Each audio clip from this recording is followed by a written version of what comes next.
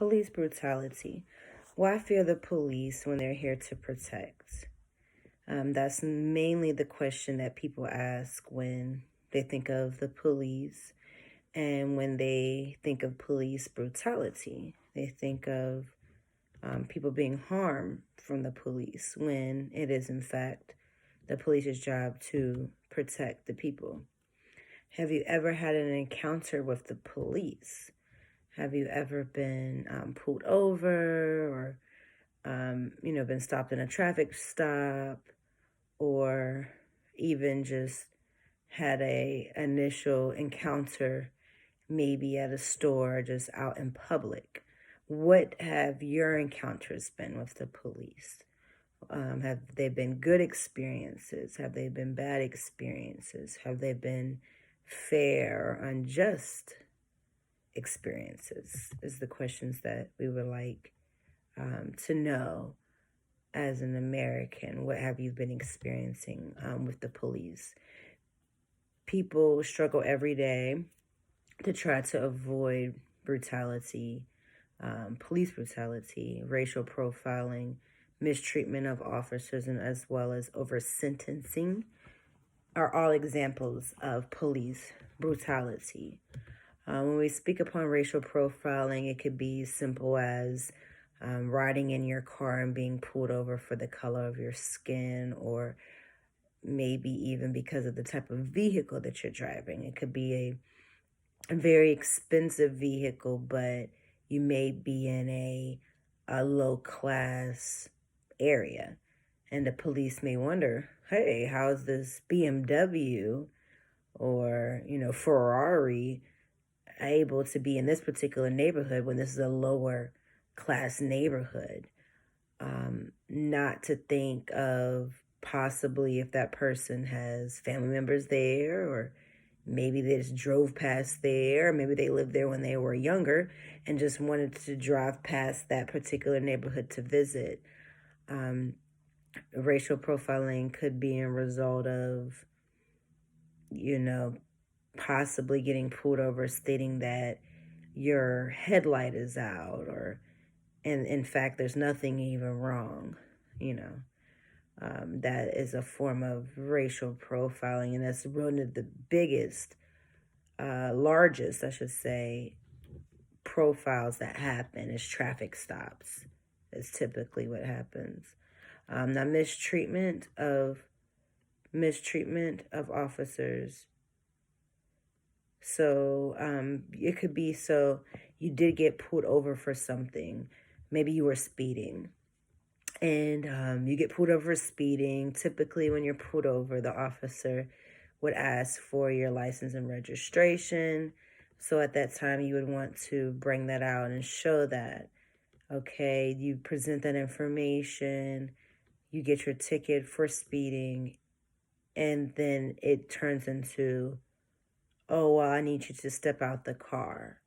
Well, I've received my ticket for speeding. What would be the need to step out the car at this moment? This is when we get into the mistreatment of officers, because typically at that moment, if you're asked to step out the car, as a citizen, you're wondering, most people would wonder, why am I being asked to step out the car? So then that becomes a battle within that officer and that citizen of, why do I have to step out? Or once they step out, or maybe you're even pulled out of the vehicle at that point because you're asking questions. So now you're removed from your vehicle. You still don't know why. You may even get manhandled in regards to the officer may get aggressive with you or with that individual because you decided not to follow the rules and regulations to get out the car, even though there wasn't any explanation of why you needed to get out the car. That's one of the main mistreatments, as well as one major story that surfaced 2020 in America was the George Floyd case in regards to George dying in the hands of an officer because he stated that he could not breathe. But the mistreatment of the officer, he did not let off of this gentleman, and he eventually lost his life. So this is when we're speaking upon the mistreatment of officers. That's exactly what we're speaking upon. Something as example of George Floyd. It was this person was pinned down until he lost his life. So that's definitely mistreatment of the officer. And then we also have, if you do survive a traffic stop, or if you survive an encounter with the police, in the midst of police brutality, if you don't lose your life, there are other consequences that come along with police brutality, because you may even very well make it to the precinct and get handed off whatever charges you were charged with, and you're over sentenced.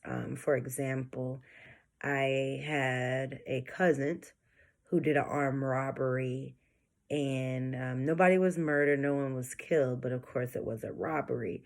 He was sentenced to over 60 years in prison.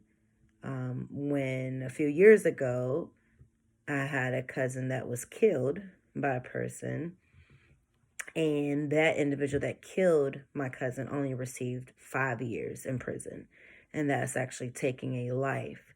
So when we're talking about over sentencing, that happens often in police brutality. It's not so much the police is harming a person, but it's so much of whatever they put in their paperwork may have made it seem as though